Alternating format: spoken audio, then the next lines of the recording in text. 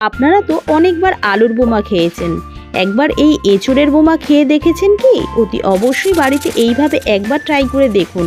এঁচোড়ের বোমাটা খেতে কিন্তু দুর্দান্ত স্বাদের হয়েছিল। নমস্কার বন্ধুরা, টেস্টি অ্যান্ড ওয়ান বাইট চ্যানেলে আপনাদের স্বাগত।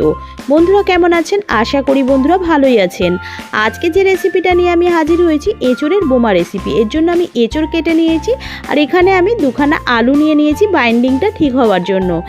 আর এখানে আমি আলুগুলোকে সিদ্ধ করে নেবো, আর এঁচোড়গুলোকেও তার সাথে সিদ্ধ করে নেবো অল্প লবণ আর জল দিয়ে। যে সকল বন্ধুরা ভিডিওটাকে দেখছেন তাদেরকে অনুরোধ রইল পুরো ভিডিওটা দেখার জন্য। আর এখানে আমি 1 চামচ করে জিরে, ধনে, মৌরি, 2টো শুকনো লঙ্কা, 2টো এলাচ আর 3টে লবঙ্গ নিয়ে শুকনো খোলায় ভেজে গুঁড়ো করে নিলাম। এখানে 150 মতো নিয়ে নিয়েছি আমি বেসন, স্বাদ অনুযায়ী লবণ, হাফ চা চামচ লঙ্কার গুঁড়ো, হাফ চা চামচ হলুদ গুঁড়ো, আর হাফ চা চামচ মতো বেকিং পাউডার, আর হাফ চা চামচেরও কম দিয়েছি বেকিং সোডা দিয়ে কিন্তু আমি অল্প অল্প জল দিয়ে ব্যাটারটাকে রেডি করে নেব। আর যে সকল বন্ধুরা আমার চ্যানেলটিতে নতুন আছেন তাদেরকে অনুরোধ রইল, যদি ভিডিওটা ভালো লাগে লাইক সাবস্ক্রাইব করে চ্যানেলটির পাশে থাকার জন্য। তো এখানে সিদ্ধ হয়ে গেছে, জল ঝাড়িয়ে নিয়ে হাফ চা চামচ হলুদ গুঁড়ো, হাফ চা চামচ ঝাল লঙ্কার গুঁড়ো, 1 চা চামচ করে আদা আর রসুনকে গ্রেট করে রেখেছিলাম সেটাই এখানে দিয়ে দিলাম, স্বাদ অনুযায়ী লবণ অ্যাড করেছি।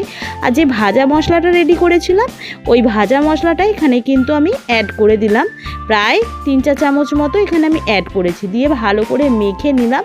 আর এখানে কড়াইতে দিয়ে দিয়েছি আমি তেল, প্রায় 3 চা চামচ মতো তেল দিয়ে আমি যে পুরটাকে রেডি করেছি সেটাই দিয়ে ভালো করে নাড়াচাড়া করে কষে নেব একটু শুকনো শুকনো করে।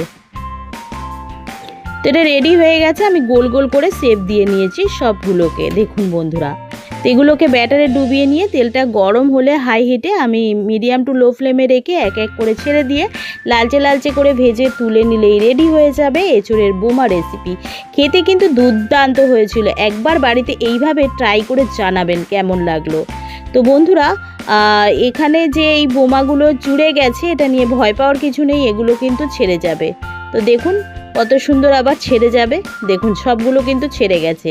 তো এইভাবে বাড়িতে একবার ট্রাই করে জানাবেন কেমন লাগলো। ভিডিওটা ভালো লাগলে লাইক সাবস্ক্রাইব করতে ভুলবেন না, কমেন্ট করে জানাবেন রেসিপিটা কেমন লাগলো। ভিডিওটাকে বেশি বেশি করে শেয়ার করে দেবেন, তার সঙ্গে বেল আইকনটা প্রেস করে দেবেন। বেল আইকনটা প্রেস করলে সবার আগে নোটিফিকেশান আপনাদের কাছে পৌঁছে যাবে আমি যে নিত্যদিন ভিডিওগুলো ছেড়ে থাকি। তো দেখুন কত সুন্দর মচমচে হয়েছে আর ভেতরে একদম পুড়ে ঠাসা।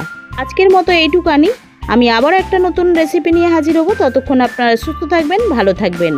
ধন্যবাদ বন্ধুরা।